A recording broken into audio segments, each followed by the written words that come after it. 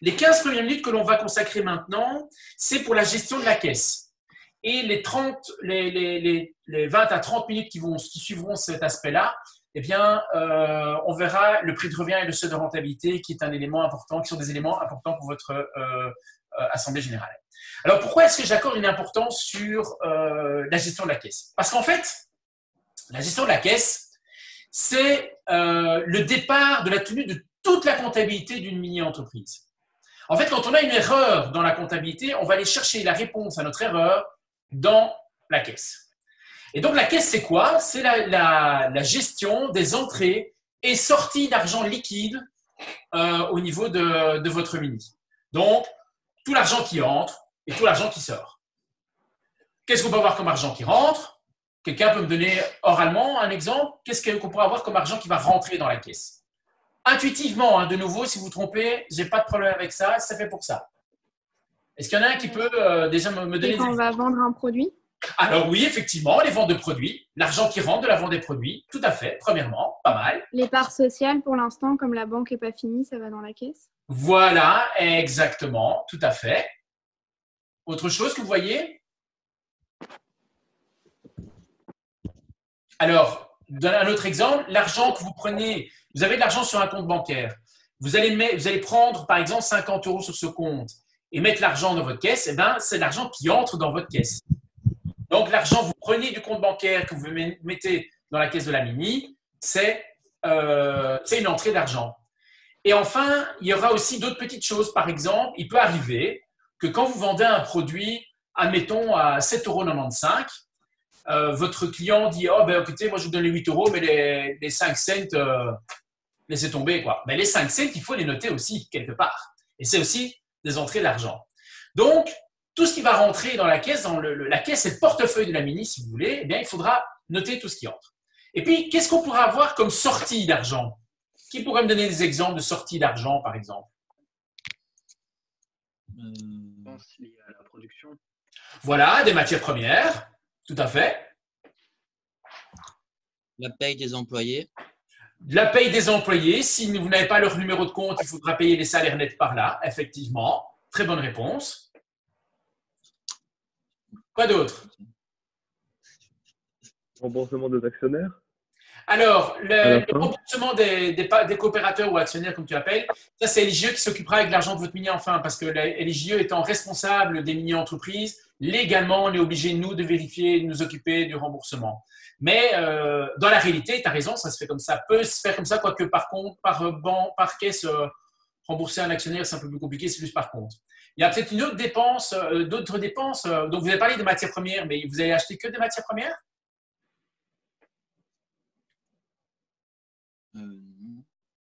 Si vous faites un site internet, vous devez payer quelque chose, quelqu'un qui fait votre site internet, bah, il faudra bien le payer.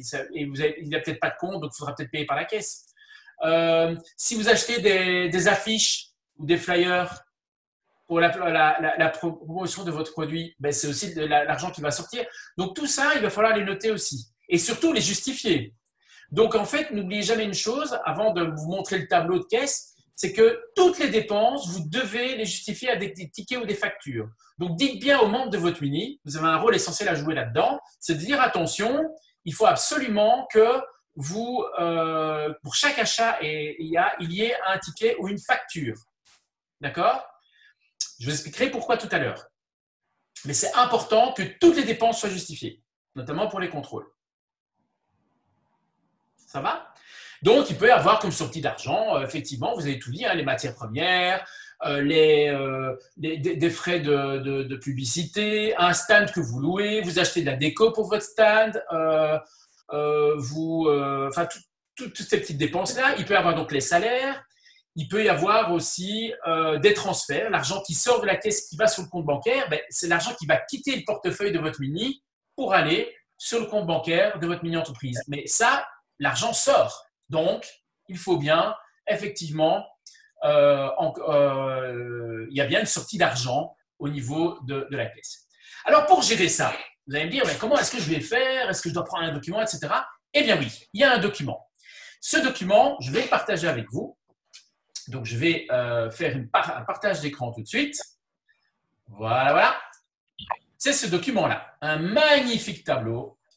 C'est top, hein, plein de colonnes, plein de trucs, voilà. Alors, ce tableau-là, deux choses. Un, vous l'avez reçu probablement avec les documents de votre mini-entreprise. Et si vous ne l'avez plus, ou si vous l'avez perdu, ou si vous devez en imprimer d'autres, vous allez sur la plateforme, dans les outils LJE, et ça se trouve dans les formulaires. Et vous prenez le livre de caisse. Donc, si vous n'avez plus ce document-là, etc. Mais ça, ce document-là, vous allez devoir le tenir comme si c'était essentiel pour votre mini. C'est un grand rôle des directeurs financiers, c'est de bien tenir cette caisse-là. Alors, comment ça se passe? Regardez, vous avez plusieurs grandes colonnes. Vous avez plusieurs colonnes. Numéro de document. Vous voyez bien ma souris? Oui. Bon. Numéro de document. La date. Le libellé. La colonne entrée. Hein, vous voyez qu'elle est intitulée qui se divise en 4 petites colonnes. La colonne sortie qui se divise en 5 petites colonnes. Et le solde. D'accord? Admettons que Jean-Baptiste qui est avec nous, il est dans ma mini-entreprise, il a vendu 5 parts sociales. OK? Qu'est-ce qui va se passer? Il va indiquer numéro de document numéro 1, parce qu'on numérote 1, 2, 3, 4, 5, 6, 7, etc. Et puis page suivante, on continue, 28, 29, etc. OK? On continue la numérotation sur toute l'année. Numéro de document numéro 1. Admettons qu'il a ramené l'argent des parts sociales aujourd'hui, c'est-à-dire 35 €. Et donc, la date d'aujourd'hui, c'est le 4 novembre. 4 novembre, et libellé 5 parts sociales de Jean-Baptiste. Donc, il a ramené 35 € qui correspondent à 5 parts sociales, parce que les parts sociales sont à 7 €. Alors, c'est une entrée, c'est de l'argent qui rentre dans la caisse. Comment je vais le mettre? Eh bien, regardez, dans la colonne entrée, j'ai 4 petites colonnes. La première petite colonne, c'est le vente TVA comprise. Vente TVA comprise, c'est quoi? Ce sont les ventes de vos produits ou vos services. Donc, ce ne sont pas les parts sociales. Ce sont les ventes de produits ou services. Imaginez, par exemple, moi, je suis une entreprise qui vend des bougies. Eh bien, je vends ma bougie à 7,95 €. Eh bien, si j'avais vendu une bougie, ben, j'aurais mis 7,95 € dans vente TVA comprise. Mais ce n'est pas des bougies puisque c'est des parts sociales. Je continue. Entrée, c'est autre colonne, c'est retrait de la banque. Là, c'est quand je prends l'argent de mon compte bancaire et que je le mets dans la caisse. Comme je vous ai dit, vous pouvez très bien prendre de l'argent de votre compte, par exemple de la monnaie pour une vente, ça peut arriver. Eh bien, vous allez chercher la monnaie ou des billets sur votre compte bancaire, vous allez mettre dans la caisse pour pouvoir faire la vente, hein, pour avoir du change pour les clients. Ben, l'argent que vous prenez de ce compte bancaire, vous allez l'indiquer dans la colonne retrait de la banque. Puis vous avez la colonne part sociale.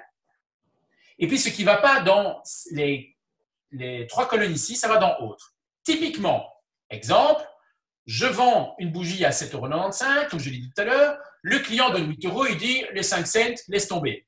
Qu'est-ce que vous allez faire?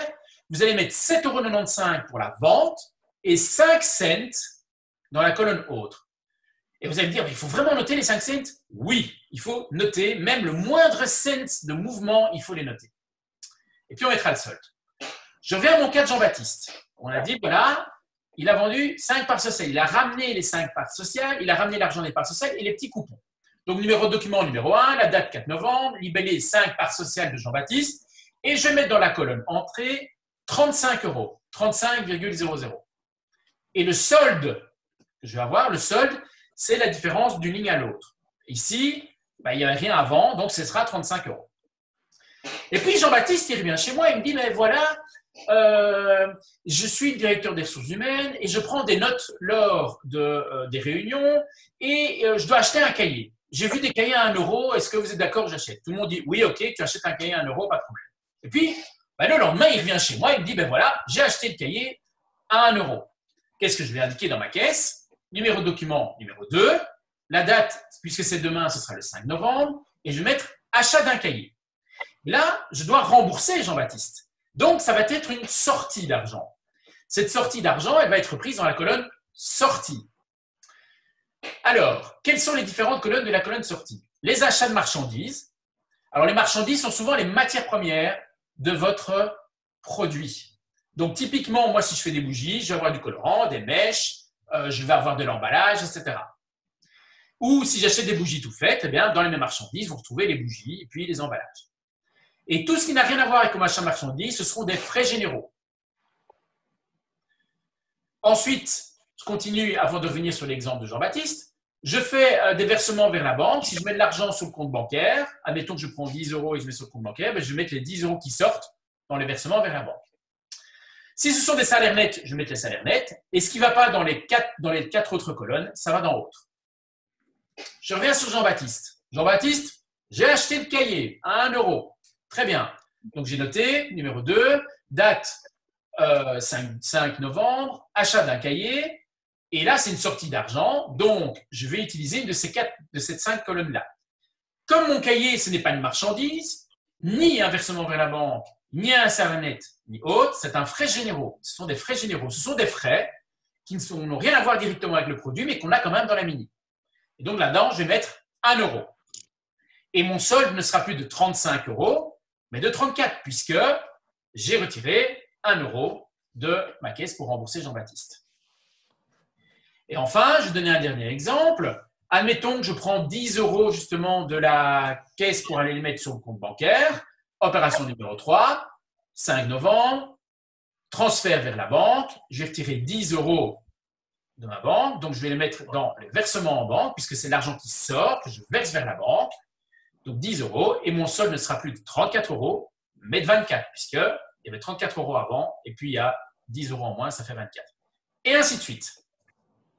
OK? Ça, c'est vraiment le départ de votre comptabilité. On va exploiter ça après pour d'autres choses, mais ça, on aura l'occasion de voir d'autres webinaires ou dans les tutos.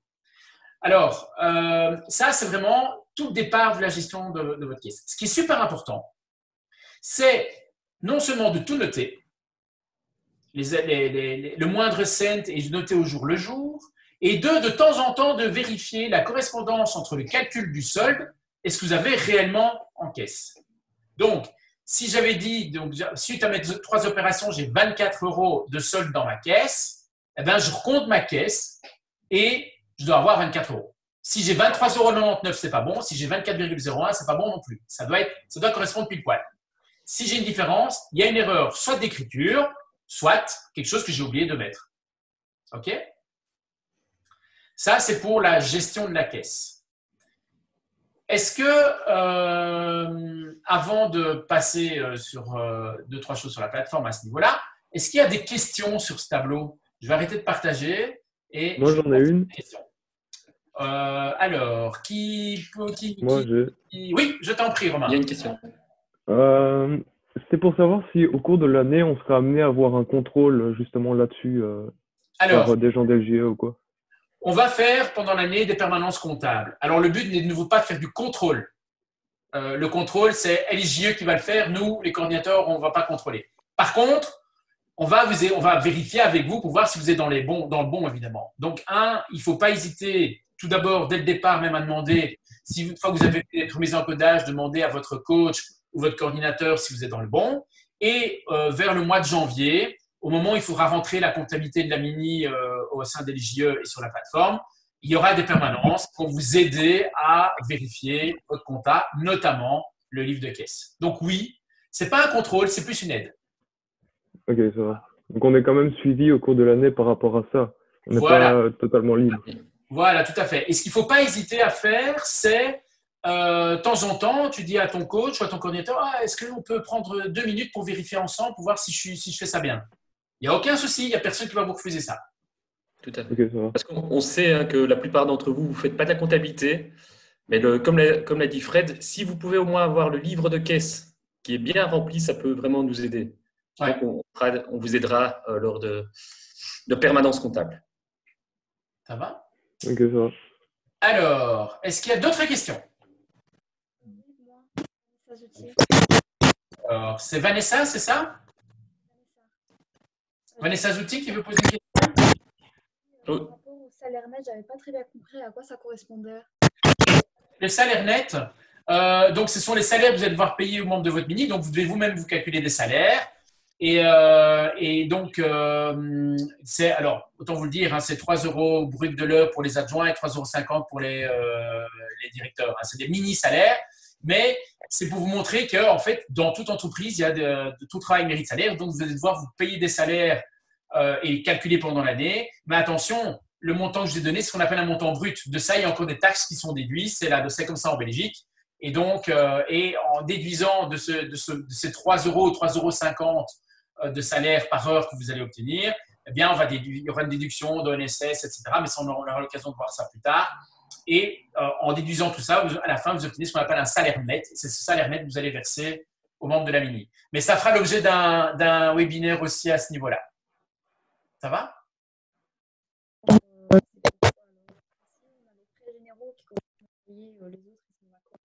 Attends, je n'ai pas entendu ta question. Il y a ça crache beaucoup chez toi. Donc, si tu veux parler un peu plus fort. Donc, pour la case autre, est-ce que ça correspond à quoi? Alors, la case autre. Donc, la case haute pour les sorties, je vais repartager mon écran. Typiquement, admettons, il arrive que quand vous faites une vente avec LJE, via des shoppings, parce que ça va pouvoir s'organiser aux alentours du mois de janvier, en présentiel, hein, vous allez pouvoir faire des ventes aussi, normalement dans les shoppings, pour autant que les conditions sanitaires sont valables, mais je pense que d'ici là, ça devrait pouvoir se faire.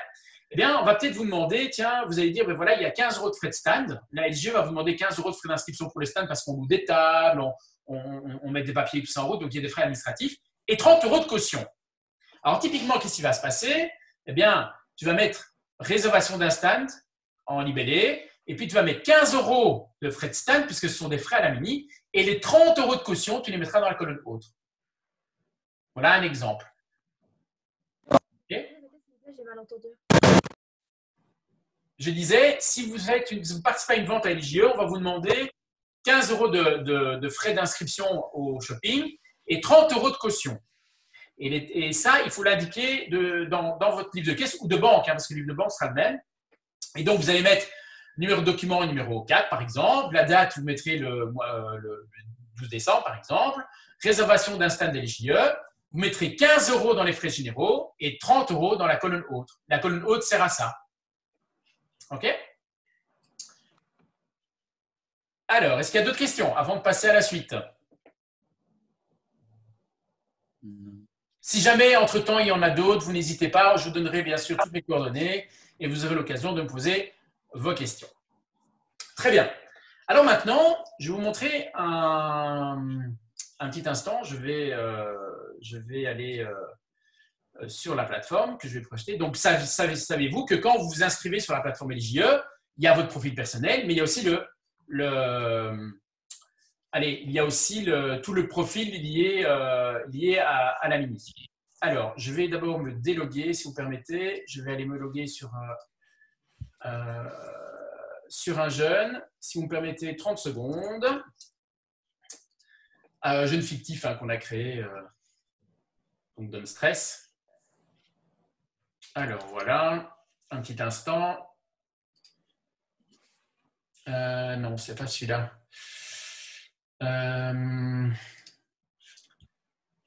Ouais. OK, je vais vous montrer donc quand vous vous connectez sur la plateforme, qu'est-ce qui se passe. Donc, je vais aller dans partager l'écran. Je vais prendre mon écran. Hop là, voilà. Donc, quand vous connectez sur la plateforme, vous arrivez sur ceci qui est votre profil personnel. Et pour rentrer dans la gestion du projet de votre mini-entreprise, vous allez cliquer sur le numéro de celle-ci qui apparaît dans votre profil, soit dans le widget projet, soit dans le profil ici en haut. Si je clique sur le numéro de projet, j'arrive dans la partie commune de la Mini et ce qui va vous intéresser, vous, c'est la compta. On aura l'occasion, dans d'autres webinaires, comme je vous dirais, de voir toute la comptabilité, donc vente, achat, banque, liquidation, présence, salaire, etc. Ce qui nous importe ici, c'est d'abord la caisse. Et en fait, quand vous aurez fait la version papier que je vous ai montré tout à l'heure, vous allez faire la version en ligne de votre caisse. Et donc, pour ça, qu'est-ce que vous faites? Vous ajoutez une transaction et vous indiquez au fur et à mesure, donc vous indiquez ligne par ligne les éléments. Donc, par exemple, si j'avais mis les 35 € de part sociale au Jean-Baptiste, j'aurais mis 35, j'aurais gardé la date, j'aurais mis vente, où je vais mettre 5 parts sociales de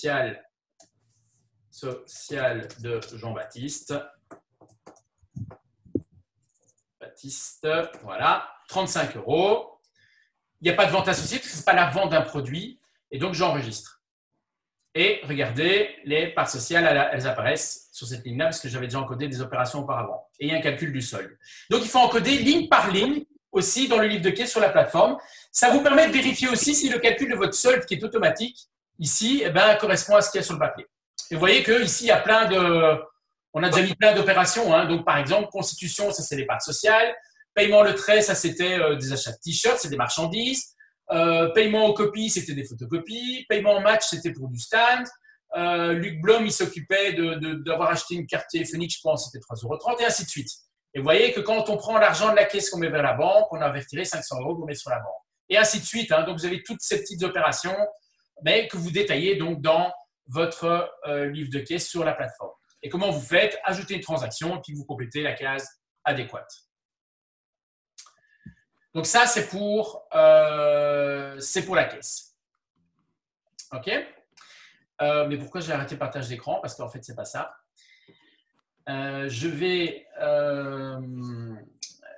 Donc ça, c'était pour la caisse. Je ne sais pas s'il y avait des questions par rapport à ça, mais sinon, je vais passer à une autre chose qui est super importante pour Romini, ce sont les prévisions financières. Plus de questions pour la caisse? Non. Non? S'il y a d'autres questions entre-temps, vous n'hésitez pas. Je suis joignable sur Messenger, par mail, par téléphone. Il ne faut pas hésiter. Je vous donnerai mes coordonnées tout à l'heure. Donc ça, on a fini pour cette première partie de cette petite formation. On va faire la deuxième partie maintenant, qui sont les prévisions financières. En fait, c'est un élément super important pour votre Mini parce que vous allez devoir présenter des prévisions financières à l'Assemblée générale de vos coopérateurs. Pourquoi? Parce qu'il s'agit de voir, tiens, on va commercialiser tel produit et les coopérateurs vont bien savoir qu'est-ce que ça va leur rapporter, à partir de quel moment vous allez être rentable, est-ce que vous avez fait un bon calcul de prix de revient, etc. OK? Alors, pour ça, sur la plateforme, toujours dans la partie comptabilité, vous avez prévision financière. Ici. OK? Alors, j'ai mis un exemple dans un autre groupe, donc je vais me déconnecter, donc je vais devoir arrêter de partager et je vais me connecter avec un profil qui m'est propre pour vous montrer les différents onglets et comment ça marche. Un petit instant, je me déconnecte de la plateforme. Voilà. Et je vais me reconnecter avec mon profil. Hop. Un petit instant. Voilà.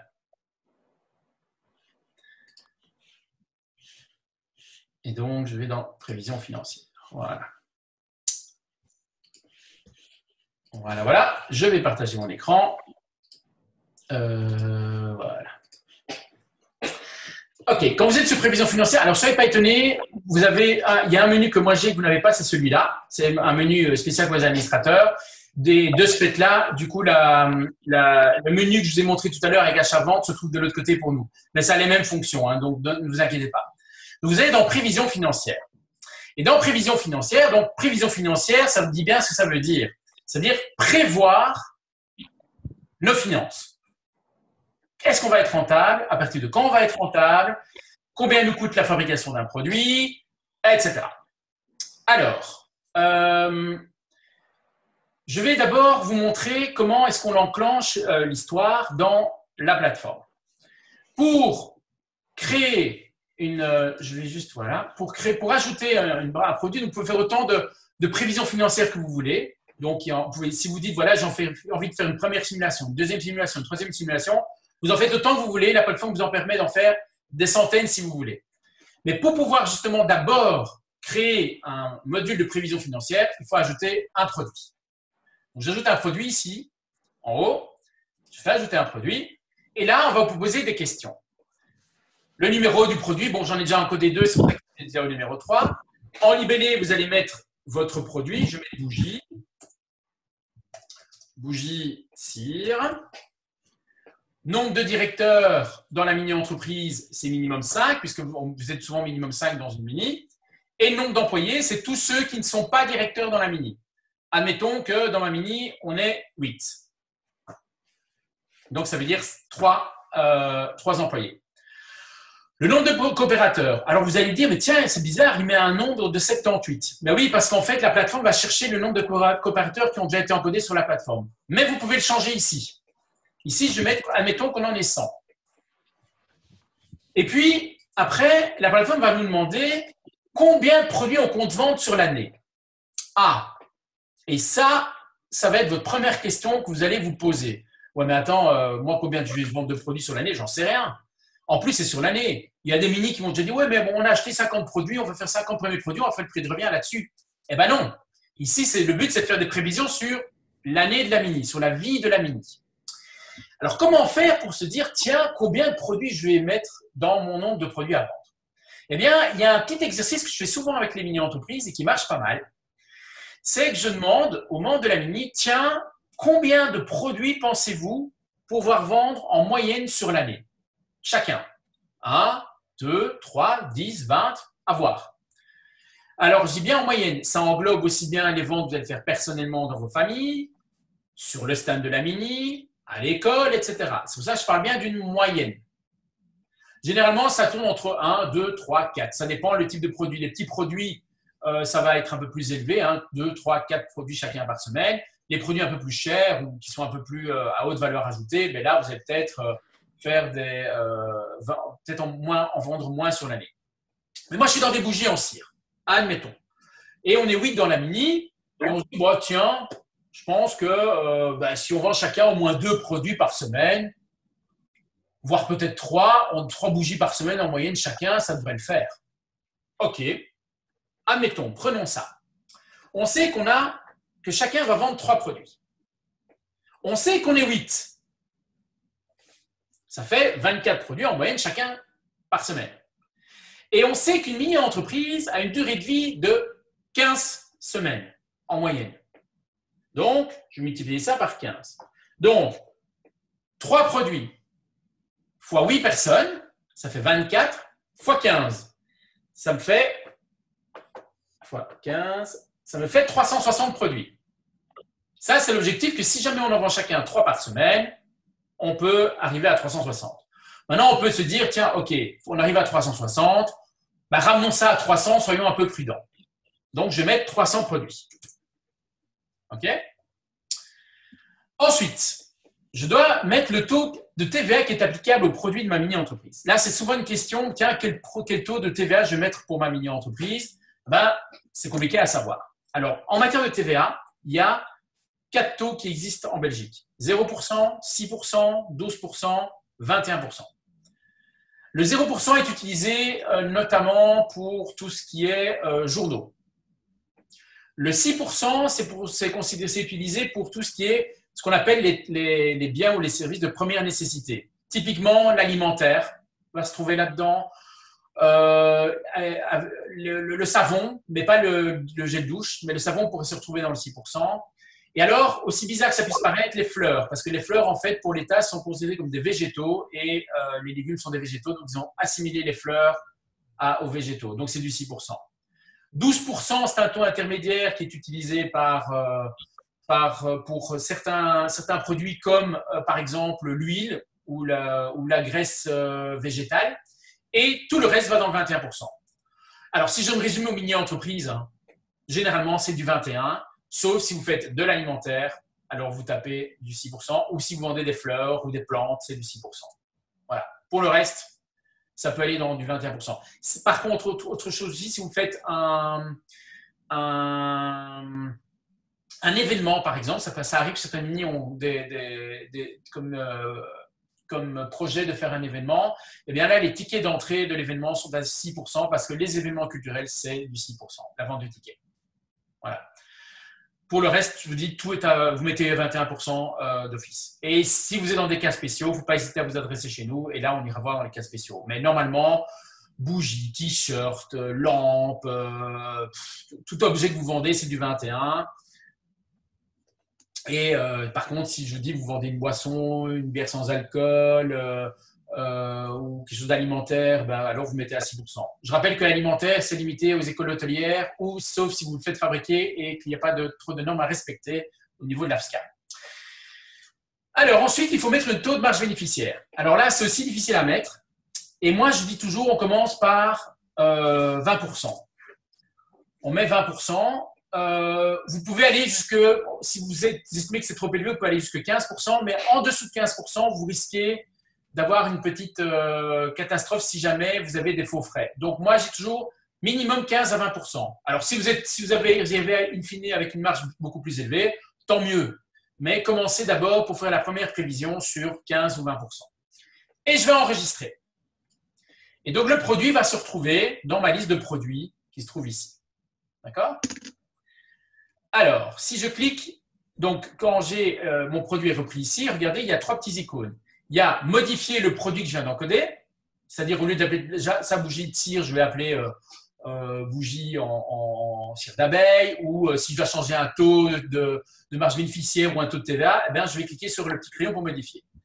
Puis à côté, il y a un petit icône bleu qui sont les prévisions. C'est celui qui va m'intéresser. Et puis le rouge, c'est une poubelle verte. C'est une poubelle, c'est pour jeter et supprimer cette ligne-là. Je vais aller dans les prévisions. Donc, je clique sur prévisions. Et là, regardez, il y a 5 onglets. Les charges variables, les charges fixes, PR et PV du produit, PR pour prix de revient, PV pour prix de vente, le bénéfice distribuable et le seuil de rentabilité.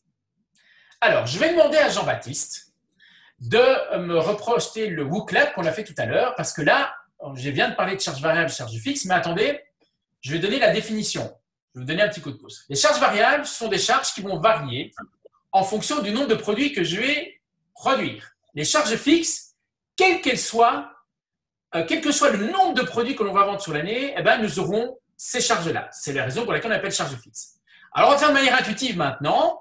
Je vais demander à Jean-Baptiste de me projeter le WooClap. Donc, je vais arrêter de le partage d'écran et on va mettre le WooClap. Et on a 4 exemples. À vous de mettre si lequel est une charge variable, lequel est une charge fixe. Donc, regardez. Donc, vous retournez sur votre WooClap. Et regardez, j'ai mèche de bougie, cire de bougie, coût de location du local, coût de promotion. Je vais vous demander, pour chacun, il y a 4 possibilités. Il y a 2 fois charge variable, 2 fois charge fixe. À vous de mettre quel est le bon pour lequel. Donc, vous choisissez. Si vous vous trompez, tant mieux, hein, ce n'est pas grave. Hein, je préfère que vous vous trompiez ici que dans votre mini-entreprise. Hein. Donc, la mèche de bougie, est-ce que c'est une charge variable ou une charge fixe? Le coût de local, la cire, c'est pareil, charge fixe ou charge variable? Coût de location du local, charge fixe, charge variable, ou coût de promotion, charge fixe, charge variable. Vous avez les 4 propositions. Attention, quand vous aurez utilisé les 2 possibilités de charge variable à votre disposition, vous ne pourrez plus en mettre. Donc, c'est d'office alors une charge fixe. Mais vous faut être certain de votre truc. Hein. Allez-y, complétez-moi tout ça. Donc, coût de location du local, charge fixe. C'est ce que la plupart ont mis. Eh bien oui, effectivement. Coût de promotion, charge fixe aussi. Parfait. Mèche de bougie, charge fixe. Eh bien non, c'est une charge variable. Coût de promotion, charge variable. Non, c'est une charge fixe. La cire de bougie, ce n'est pas une charge fixe, c'est une charge variable. Donc vous n'êtes pas loin, hein, c'est pas mal. Hein, intuitivement, vous y êtes arrivé. OK. Une dernière question, la question suivante, c'est qu'on va voir aussi ce qu'on appelle un calcul de seuil de rentabilité. Alors, pour vous, qu'est-ce que le seuil de rentabilité? 1, c'est à partir de ce moment-là que je deviens riche. 2, à partir de ce moment-là que je deviens rentable. 3, c'est à partir de ce moment-là que je rembourse mes coopérateurs de 7 €. Tout le monde dit. Alors, fatalement, quand on parle de seuil de rentabilité, si on dit à partir de ce moment-là que je deviens rentable, je comprends que vous mettez ça parce qu'il y a le mot rentable dedans et rentabilité dans l'autre. Ouais, c'est bien, c'est top. Eh bien, en fait, c'est les deux. Ouais. C'est à partir de ce moment-là que vous devenez rentable et c'est à partir de ce moment-là que je vous rembourserai vos coopérateurs de 7 €. Ben, bien sûr, on va vous expliquer ça tout de suite. Hein.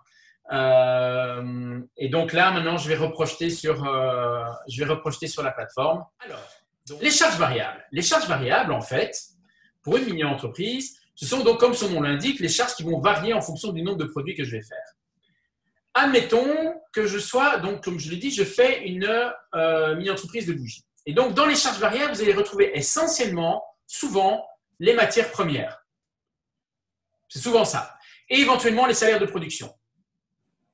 Donc, des salaires qui sont liés au moment où vous produisez. Alors, il faut pour ça indiquer les différents types de charges qu'on peut avoir. Donc, pour faire une bougie, j'ai quoi? J'ai de la cire. Très bien. Regardez, le nombre de produits, c'est indiqué automatiquement parce que je l'avais indiqué avant avec 300. Et puis, dans la colonne, ici, on me demande quantité pour produire une unité et puis le prix unitaire. Alors, je vais commencer par le prix unitaire. Admettons que moi, ma cire, ce sont des blocs de cire que j'achète. Je les achète à 12,10 €. Je les achète à 12,10 €. Non, qu'est-ce que je dis? Non, 1,21 €, pardon. 1,21 € le bloc de cire d'1 kg pour faire une bougie. 1,21 €. Seule chose, c'est que ici, là, il faut calculer tous les montants hors TVA. Et donc, il faut enlever la TVA du prix d'achat. Pourquoi? Parce qu'on va la rajouter par après au prix final.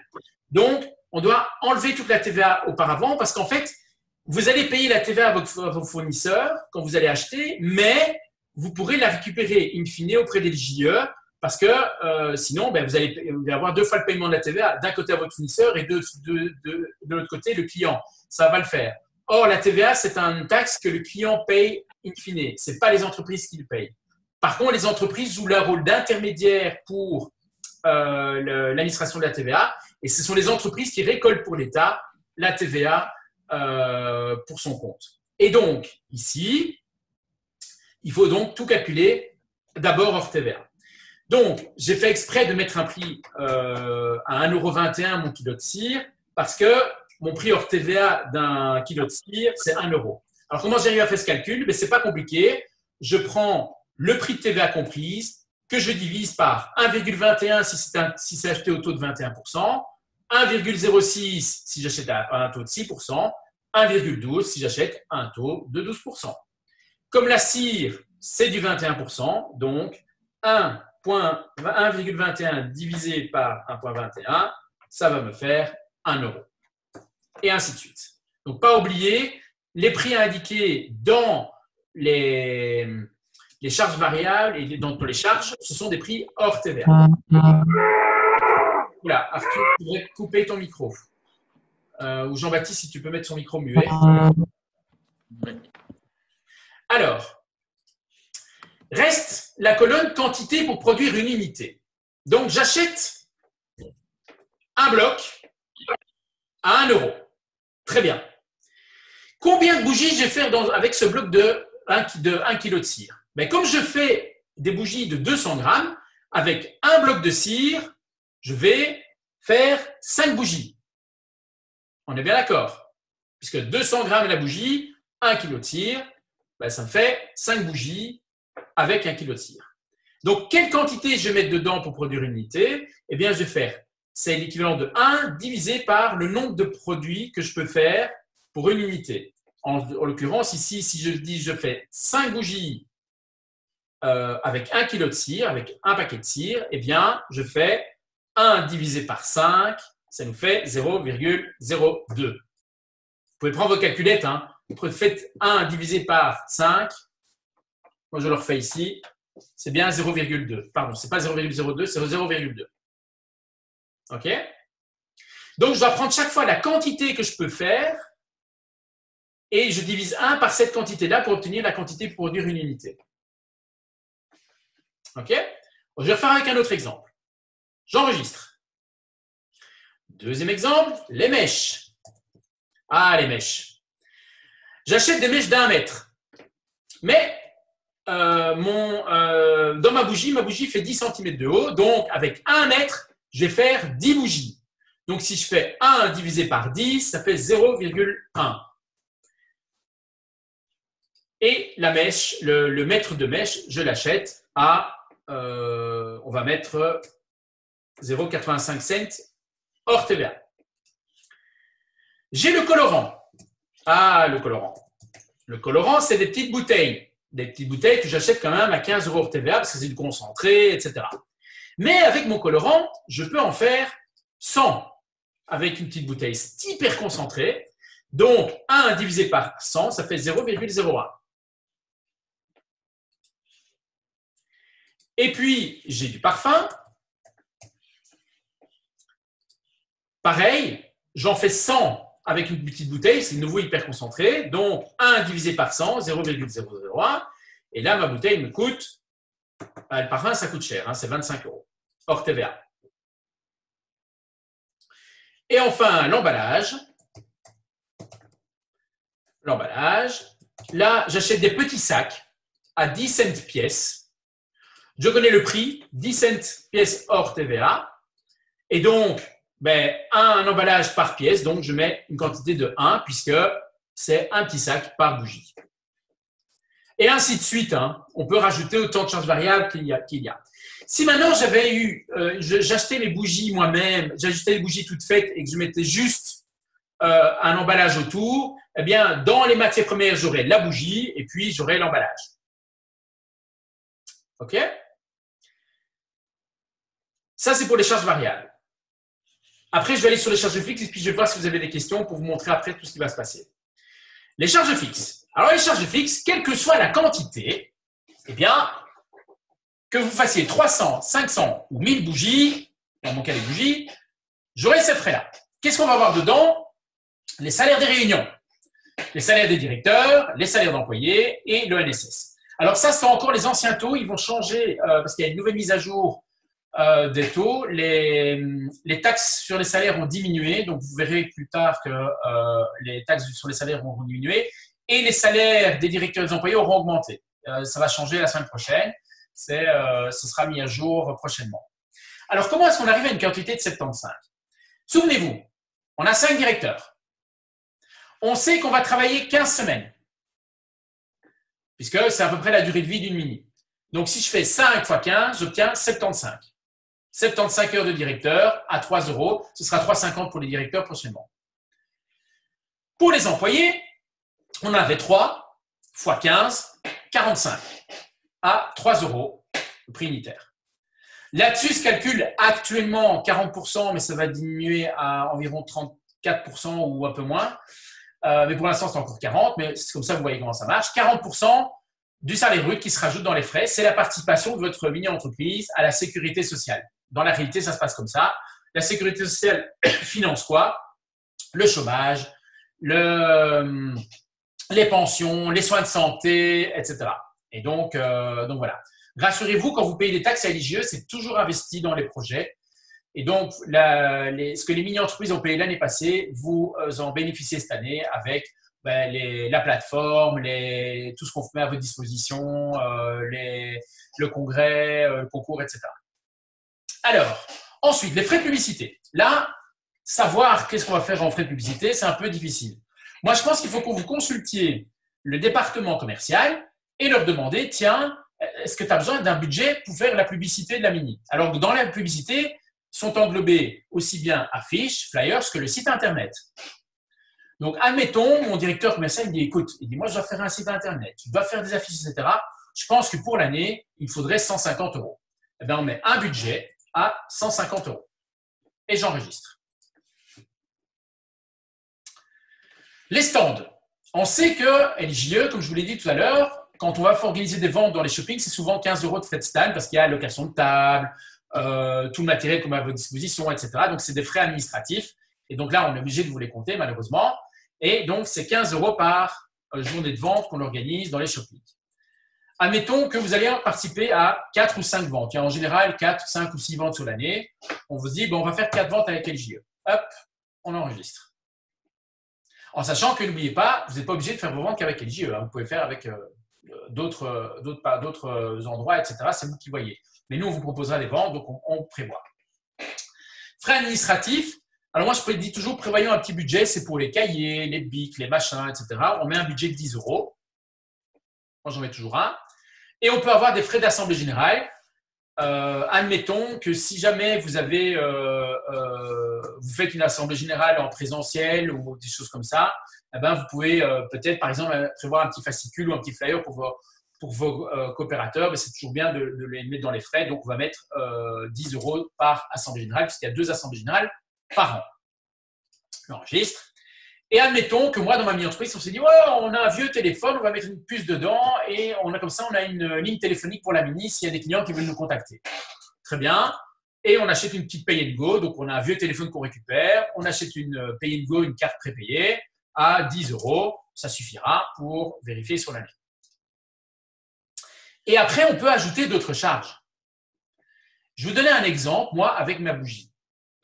Si je fais fondre la cire de mes bougies dans les casseroles de la cuisine de la maison, ma mère ne va pas être d'accord du tout.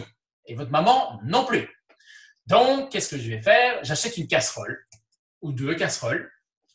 Alors, je vais sur une brocante où je trouve ça d'occasion.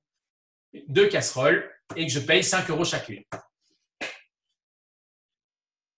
Et hop, la charge se rajoute. Et ainsi de suite. Donc, si vous devez acheter du petit matériel pour faire toute la production de votre année, il n'y a pas de souci. Donc, là-dedans, vous rajouterez, moi j'ai mis de la casserole, ça peut être une cuillère, ça peut être voilà, tout matériel que vous allez acheter. En termes d'encodage, ça va se terminer là. Et avant de vous montrer les conséquences de tout ce qu'on a fait, je voudrais savoir si vous avez des questions sur les charges variables et sur les charges fixes, avant de continuer sur le prix de revient, prix de vente, bénéfices distribuables et seuil de rentabilité. Une fois que vous avez encodé tout ça, eh bien, la plateforme nous calcule ce que va nous coûter le produit et à quel prix on va le vendre. Et voilà, voici les premiers calculs. Je vous explique. Les charges variables qui sont reprises ici, c'est la totalité des charges variables de l'année. Si vous voulez vérifier, je retourne sur l'onglet charges variables et regardez, j'ai bien 235,50 €. OK? Et c'est bien repris ici. Si je prends les charges fixes, 732,50 €, c'est bien le montant des charges fixes que j'ai eu. Si je divise ces montants-là par 300 afin d'obtenir les charges variables par bougie produite et les charges fixes par bougie produite, je dois diviser ces montants-là par 300. Ce qui nous revient à ces lignes-ci. Donc, si je divise 235,50 € par 300, ça fait 79 cents par produit. Et si je divise les 732,50 € de charges fixes totales par 300, eh bien, j'obtiens 2,44 € de charges fixes par pièce. Ce qui me fait un prix de vente du produit de 3,23 €, hors TVA. Là-dessus, non, c'est un prix de revient, pardon, un prix de revient de 3,23 €. Donc, si j'additionne 0,79 € et 2,44 €, excusez-moi, ça fait 3,23 €. C'est ce que me coûte la production d'une bougie. Et donc, ça englobe bien les matières premières, les salaires, les frais de marketing et tout le bazar. Prix de revient 3,23 €. Alors, souvenez-vous, au début, on avait encodé une marge bénéficiaire de 20%, ce qui nous fait 65 cents, ce qui fait un prix de vente hors TVA par produit de 3,88 €. Auquel on rajoute la TVA, puisque, je vous ai dit, les clients payent la TVA in fine et vont vous la payer et vous la verserez à NJE, qui joue le rôle de l'État. La TVA de 20% est de 81 cents, ce qui nous fait un prix de vente du produit TVA comprise de 4,69 €. OK. Très bien. Mais, on a fait une étude de marché dans Mamini. On a fait une étude de marché sur les bougies et on a dit, une des conclusions de l'étude de marché, c'est tiens, les gens sont prêts à mettre entre 4 et 5 € pour une bougie. S'ils sont prêts à mettre jusqu'à 5 €, il faut que je trouve un prix commercial qui va convenir aux clients. Parce que 4,69 €, ce n'est pas très commercial pour les clients. Comme 5 €. Si vous mettez un prix de 5 €, un chiffre rond, ce n'est pas commercial. Il vaut mieux mettre un chiffre qui s'en rapproche, mais qui est pas promotionnel, mais qui est un prix commercial. D'ailleurs, quand vous êtes dans les commerces, vous n'aurez jamais des chiffres ronds, vous aurez toujours 4,95 €, 8,99 €, 10,95 €, etc. Et on va faire la même chose ici. Comme on sait que nos clients sont prêts à mettre jusqu'à 5 € le produit, eh bien, moi, je pense qu'en ayant cette donnée-là, je dis, je vais pouvoir me mettre un prix qui va se rapprocher de ce prix-là. Et donc, si on pouvait arriver à 4,95 € de prix de vente, ce serait top. Comment je vais changer ça? Tout simplement en jouant avec ma marge bénéficiaire. Alors, comment faire pour changer ma marge bénéficiaire? Ce n'est pas compliqué. Vous allez sur prévision financière. Prévision financière. Je vais aller sur mes bougies en cire. Attendez, excusez-moi, je vais trop vite. Prévision financière. Je vais aller modifier le bougie en cire et je vais aller changer mon taux de marge. Je vais essayer 24. J'enregistre 24%. Je vais aller voir mes bougies en cire. On va aller voir ça. Est-ce que mon prix de vente a augmenté? Oui, 4,85 €. Je vais encore rajouter. Je vais encore remonter. Donc, je retourne en prévision financière. Je modifie et je vais mettre 26%. J'enregistre. Je vais voir ce que ça a donné. Je suis à 4,92 €. On y est presque. Je vais modifier et je vais mettre 26,50 €. Hop, on va voir. 4,94 €, on y est presque. Et donc, je vais mettre 26,70 €. Voilà, on devrait normalement s'en rapprocher. 4,95 €. Voilà.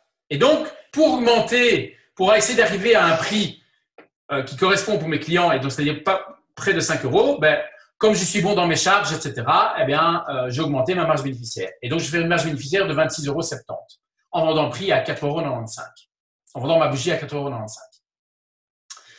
Une fois que j'ai fait ça, eh bien, la plateforme me calcule le bénéfice total que je pourrais avoir sur l'année, ici. Donc, vous avez le chiffre d'affaires total, donc c'est le total des ventes hors TVA. Donc, c'est 300 produits fois 4,09 €. 4,09 €, ça vient d'où? Ça vient d'ici, au niveau du prix de vente hors TVA par produit. J'enlève de ça les charges totales, 969 €. Les charges totales, je les trouve où? Ben, elles sont ici. OK? J'obtiens un bénéfice avant impôt de 258,72 €. Mais comme en Belgique, on paye toujours des impôts sur les revenus, l'impôt qui est indiqué là, c'est 76,53 €. Mais là aussi, il va être modifié. Il baisse pour cette année-ci. Donc, là, c'est encore 29,58 €, mais vous aurez un taux à 25% qui sera pour cette année-ci. Donc, vous payerez moins d'impôts. En attendant, pour la simulation, on peut garder ce taux-là. Donc, moins l'impôt de 29,58%, ça fait 76,53 €, soit un bénéfice net de 182,19 €. Si je divise ce bénéfice par le nombre de parts sociales que j'ai vendues, le nombre de coopérateurs, j'avais encodé 100, ça me fait un dividende par part sociale de 1,82 €. C'est-à-dire que chaque part sociale va rapporter au coopérateur 1,82 €. Ce qui veut dire que le coopérateur, à la fin de la mini, il ne va pas retoucher 7 €, mais il va retoucher 8,82 €. Pourquoi? Parce que c'est les 7 € de départ plus les 1,82 €. Ça, c'est une donnée qui intéresse très fort vos coopérateurs, mais je vous montrerai ce qu'il faudra mettre pour l'Assemblée générale. Donc ça, c'est bien. C'est une bonne prévision. Alors, ne cherchez pas non plus à doubler la part de votre part sociale pour la fin de l'année. Vous savez que quand on fait un placement en bourse, ça ne rapporte pas autant. Donc, franchement, voilà, c'est quasi plus de quasi 20%, voire même plus. Donc, c'est pas mal. OK? Alors, ça, c'est pour le calcul de la valeur finale de la part sociale.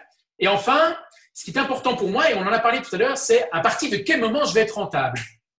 Ça, c'est intéressant à savoir aussi. Et bien, la plateforme vous le calcule.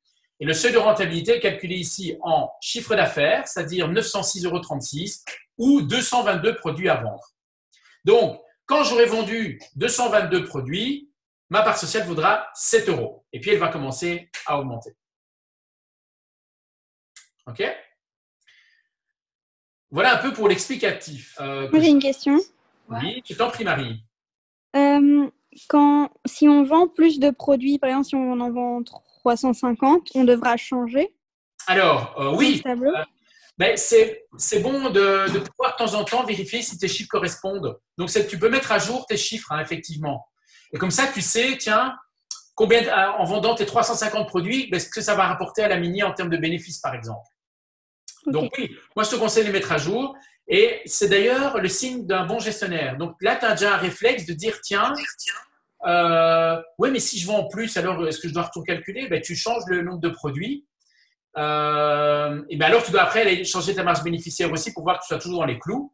Et ça te permet c'est une bonne démarche que tu as là parce que ça permet de faire une bonne gestion de la mini. Donc, tes débuts en directeur financier sont bons. Tu as déjà de bons réflexes. C'est de se dire, tiens, ouais, mais si je change un paramètre, il y a un paramètre qui change dans la mini, est-ce que je le mets à jour? Eh bien, oui, c'est une très bonne réflexion et je te confirme effectivement, c'est un bon conseil.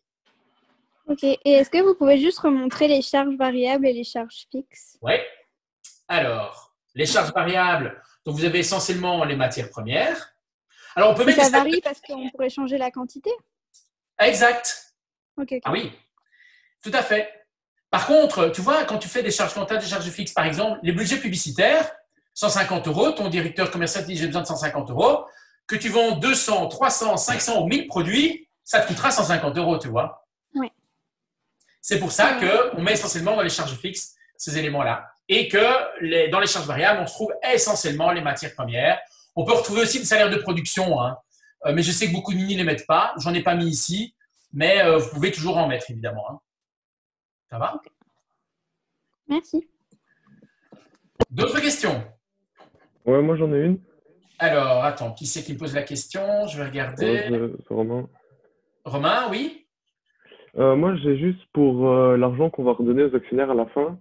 Ouais. Est-ce qu'on peut leur dire, imaginons, au début d'année, OK, on va vous donner 1% d'intérêt simple, et alors qu'on pourrait à la fin leur donner 3% largement, mais on va juste leur donner 1%, au lieu de donner le maximum qu'on pourrait leur donner. Alors, il y a plusieurs cas de figure pour la distribution du bénéfice à la fin. Premier cas de figure, vous donnez les bénéfices à tous les coopérateurs dont vous faites partie, parce que n'oubliez pas que chaque membre de la MINI doit acheter une part sociale, premièrement. Deuxièmement, vous pourrez très bien dire, ben voilà, oui, par exemple, admettons, je vais reprendre mon bénéfice. Ma part sociale ici, elle est à 8,82 €, donc le dividende est de 1,82 €. On pourrait très bien dire, ben voilà, OK, on vous donne 82 cents et on garde 1 euro pour nous. Alors à ce moment-là, ce seront ce qu'on appelle des tantièmes. Mais les tantièmes sont soumis eux-mêmes en plus encore à une taxe de 35%. Donc moi, ce que j'ai conseillé à dire, c'est si pendant l'année, vous voyez que ça marche très bien à votre mini, augmentez plutôt vos salaires que d'aller mettre des tantièmes parce que ça va coûter souvent plus cher. Troisième possibilité aussi, c'est de dire, OK, on a un bénéfice, mais on voudrait soutenir une œuvre ou une association. Ça, vous pouvez faire aussi. Et alors, à ce moment-là, il n'y a pas de taxation supplémentaire. Il y a bien sûr une taxation sur le bénéfice, mais admettons, vous dites, voilà, 82 cents pour les coopérateurs et 1 € pour une association, eh bien, il n'y aura pas une seconde taxation sur ce que vous avez versé à une association. Donc, vous pouvez très bien désigner une association. Ça, vous pouvez soutenir et ça donne un rôle social à votre mini aussi. Donc, c'est pas mal. Et alors, des associations, alors moi, j'ai un conseil à vous donner. Les associations, soutenez pas toujours tous les gros, mais peut-être plus des petites associations qui sont près de chez vous ou des choses comme ça. Ou alors, vous avez aussi Henri Peffer, je ne sais pas si vous avez vu son interview qu'on a fait sur notre page Facebook et Instagram, et si vous ne l'avez pas vu, vous pouvez aller la revoir. Et Henri a mis sur pied un projet de construction d'école je crois que c'est Burkina Faso, et ça s'appelle Music for Bricks. Et donc, si vous dites, voilà, on a envie de soutenir éventuellement Henri dans son projet, vous pouvez le faire. Mais vous pouvez aussi aller très bien dans d'autres petites associations, etc. Ça dépend de vos sensibilités. Donc, voilà les 3 possibilités de ce que vous pouvez faire de votre bénéfice. Et donc, du coup, on ne peut pas faire, entre guillemets, comme une vraie entreprise et dire à nos actionnaires, OK, ce mois-ci, on a fait ça comme budget, donc ce mois-ci, on peut vous donner ça d'intérêt. Mais de toute façon, dis-toi une chose, c'est que le résultat, la valeur de la part sociale sera communiquée en fin d'année. Parce que n'oubliez pas ici, ce sont des prévisions. Donc, ce qu'on fait ici, c'est une prévision que vous allez présenter à la première assemblée. Mais entre la première assemblée et la deuxième, vous aurez eu la vie de votre mini, il y aura eu sûrement des dépenses en moins, des dépenses en plus, etc. Donc, c'est une prévision à un moment T. Là où vous présenterez le résultat définitif et la bonne répartition du bénéfice, c'est à la fin, à la deuxième assemblée générale. OK? OK, donc on ne peut pas leur donner par mois un montant qui fait à la fin les 7 € au plus. Tu peux, mais il ne faut pas oublier que si jamais tu fais ça, tu vas, au début, ta part sociale, de toute façon, elle va diminuer. C'est normal puisque tu ne seras pas à ton seuil de rentabilité, évidemment. Ça va monter qu'à partir de ton seuil de rentabilité. Donc, moi, si j'ai un conseil à te donner, donnez des nouvelles à vos coopérateurs. Parlez pas trop de finances parce que si ça baisse, vous allez vous ramasser des questions et vous risquez de perdre du temps à répondre à plein de questions. Par contre, dire à vos coopérateurs à un moment, ah, ça y est, on a dépassé notre seuil de rentabilité ou on n'est pas loin de notre seuil de rentabilité, soutenez-nous, etc. Mais moi, j'irais plus dans ce sens-là, tu vois. OK. Donc, mais c'est vrai que dans les grosses sociétés, effectivement, ils aiment bien savoir à quel moment ça vaut. Mais bon, on n'est pas dans… la mini-entreprise, c'est plutôt basé sur le modèle d'une entreprise coopérative. Et donc, on coopère, il y a des coopérateurs. Donc, c'est beaucoup plus coopératif. Ce n'est pas la recherche à tout prix d'un gros bénéfice, quoi. OK? Ça va, OK. Ça va. D'autres questions, les amis? Donc, n'oubliez jamais une chose, c'est que vos calculs, c'est un moment, vous le faites à un moment T, mais ils peuvent changer à tout moment en fonction de l'actualité de la mini. Donc, de temps en temps, un petit exercice que je vous conseille de faire, c'est régulièrement de mettre à jour les chiffres. Comme ça, vous voyez un peu où vous en allez. C'était d'ailleurs la question, je pense, de Marie tout à l'heure. De temps en temps, régulièrement, prenez par rapport au réalisé de la mini les chiffres et faites une mise à jour de vos prévisions. Ce sera d'ailleurs demandé pour l'obtention de vos labels. Donc n'hésitez pas à mettre ça à jour. Et alors oui, ici aussi, évidemment, dans le cas que je vous ai montré ici, on n'a pas tenu compte de labels. Donc évidemment, à partir du moment où on aura des labels, vous allez obtenir des primes. Ben, évidemment, le seuil de rentabilité va diminuer puisque vous allez avoir de l'argent vous allez avoir des rentrées qui vont pouvoir se faire au niveau de votre mini. Donc ici, j'ai tenu compte sans label, sans rien. Simplement la fabrication de mes bougies et les ventes, la publicité, etc. Après, tous les bonus que vous allez avoir derrière, ben ça, c'est justement avec ça qu'il faudra mettre à jour vos prévisions financières. Donc, c'est sur les impôts. Les impôts seront à quel moment et quel sera l'impôt? Alors, très bonne question. Je repartage.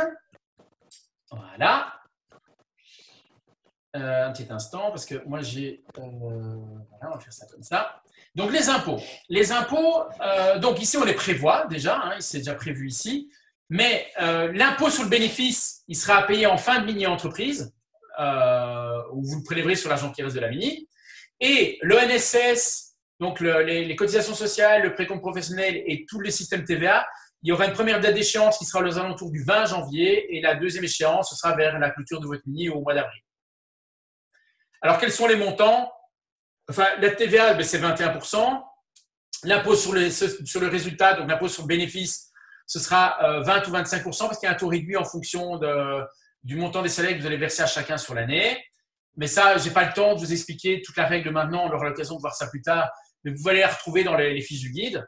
Et alors, il y aura bien sûr le précompte professionnel qui est déduit des salaires, etc. Vous allez dire, c'est peut-être beaucoup. Ne croyez pas qu'LJE cherche à faire de l'argent sur la tête des mini-entreprises. Ce n'est pas ça du tout. Puisque ce que les mini-entreprises payent en taxes sur une année chez nous, ce n'est même pas 10% de notre budget de fonctionnement. Donc, c'est vraiment anecdotique. Mais le but ici, c'est de vous montrer que ce n'est pas parce qu'on achète un produit à 1 euro et qu'on vend à 5 euros qu'on fait un bénéfice de 4. Non, il y a des frais, il y a des taxes. Et c'est comme ça que ça marche dans la réalité, en fait. Et le but, comme on l'a toujours dit, c'est que le but du projet mini-entreprise, c'est de correspondre le plus à la réalité pour que vous ayez vraiment un premier aperçu de ce que c'est l'entrepreneuriat et de voir qu'effectivement, oui, c'est vrai, ça va nous coûter de l'argent, c'est normal. Mais ne vous dites pas que LJE, derrière chaque mini, allez, ça y est, ça va nous rapporter de l'argent, on va être contents. Non. Nous, je vous dis, c'est pas le but ici. Mais on veut quand même à ce que les règles soient respectées. Pourquoi? Parce qu'on veut que ce soit équitable entre toutes les mini-entreprises. Voilà. Donc, il n'y aura pas « Ah, moi, j'ai fait ça, je ne peux pas avoir une réduction d'impôt. » Non, on va avoir la même chose pour tout le monde. Donc, ne soyez pas étonnés, vous allez devoir payer des taxes. C'est normal, mais ça fait partie du jeu. Et encore, c'est édulcoré. Les vraies entreprises payent encore d'autres trucs en plus. Nous, on a simplifié certaines choses, mais soyez conscients que dans la réalité, on paye encore un petit peu plus que ça. Donc voilà, comme ça, vous avez aussi le fin mot, c'est que voilà, les taxes sont faites pour que vous appreniez, mais pas pour nécessairement nous enrichir sur votre dos. Je vous dis, c'est même pas 10% du budget que l'on utilise chaque année au sein des LJE pour faire fonctionner toutes les mini-entreprises et tous les projets qu'on fait pour vous. Ça va? Alors, pour conclure, et après Jean-Baptiste aura 2 choses à vous montrer qui seront un lien pour un sondage et un lien Badji. Je vais vous rappeler 2-3 petites choses. Et là, je vais partager une petite page PowerPoint que j'ai fait. Alors, premièrement, pour la caisse, n'oubliez jamais qu'il faut tout noter, le moindre cent. Deuxièmement, je ne l'ai peut-être pas dit, mais je vous le rappelle, que je vous le dis quand même, ne gardez pas trop d'argent en caisse. Donc, dès que le compte bancaire est ouvert au niveau de votre mini, donc n'oubliez pas de le faire. Et de 2, mettez pas trop d'argent en caisse. Gardez un fonds de caisse quand même, mais mettez quand même l'argent sur votre compte bancaire. Tenez à jour régulièrement les données. Et enfin, tenez la caisse aussi bien en papier que sur la plateforme. Il faut faire les 2. D'accord? Pour les prévisions financières, n'oubliez pas que tous les prix dans les charges variables s'indiquent hors TVA. Je vous ai expliqué comment enlever la TVA par rapport à vos achats. Fixez-vous un objectif correct. Souvenez-vous, moi j'ai fait 3 x 8 x 15, ça faisait 360, mais j'ai ramené ça à 300. OK, quitte par après à peut-être faire une simulation sur 360 parce qu'on aura peut-être atteint l'objectif de 300. N'allez surtout pas en dessous de 15 à 20% de marge bénéficiaire au niveau de la marge que vous allez fixer pour votre mini. Et alors à l'AG, ça c'est vrai que j'ai oublié de vous le dire, à l'AG, ce qu'il faut présenter, c'est le prix de revient, le prix de vente, le bénéfice et la valeur des parts sociales et le seuil de rentabilité. Je vais vous remontrer ça sur le site LJE. Donc ça, je vais arrêter de partager là. Et je vais revenir sur mon écran. Donc en gros, à l'Assemblée générale, vous allez présenter quoi? Vous allez présenter, et je vais vous le mettre en surligné. Vous pouvez faire une photo de l'écran si vous voulez, il n'y a pas de souci. Donc, à l'Assemblée générale, vous présentez ceci. Donc, prix de revient unitaire, prix de vente, avec la marge bénéficiaire et le prix de vente TVA comprise. Deuxième chose que vous allez présenter,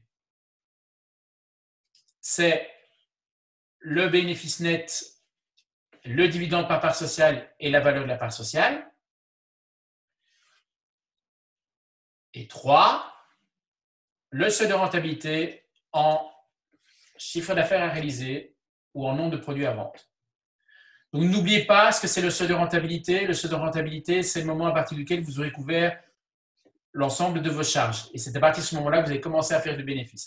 Parce que ça, vos coopérateurs vont peut-être vous poser la question. Comme ça, vous avez la définition et je vous évite les questions. Alors, une chose aussi, un conseil, si vous faites un PowerPoint avec ça dans votre assemblée générale, faites pas du copier-coller de la plateforme, retapez